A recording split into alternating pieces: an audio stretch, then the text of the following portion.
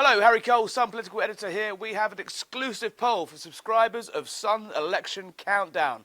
According to this poll we've just got in, Nigel Farage is going to walk it in Clacton. He is on 48% compared to the Tories' 21% and Labour on just 18%. It was a huge political gamble for Nigel Farage to return to the fray, return to frontline politics. He says he's retired and it looks like he's going to win, and he's going to win big. Here's James Johnson, friend of Mind The Ballots, explaining exactly how the poll worked. Well, this poll of Clacton, commissioned by Friedrich's Advisory Partners, it really is quite the result. We've got Nigel Farage on 48% of the vote, to the Conservative candidates 21%. It looks like the Conservatives and Labour are splitting that anti-Farage vote, because you've got Labour on 18%. But if there's one story in this poll, it is the collapse of the Conservative vote. Only 1 in 5 Conservative 2019 voters say they're sticking with the Conservative candidate. 76% of Nigel Farage's vote comes from those 2019 Conservatives.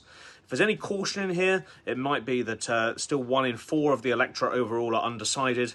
Those voters, who are very heavily Conservative voters initially, may well shore up the Conservative vote nearer the day.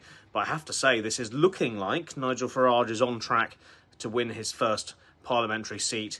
Even when you add the Labour and Conservative shares together, Nigel Farage exceeds them. So certainly looks like he's headed to Parliament, and it certainly looks like in Clacton the momentum is with Nigel Farage.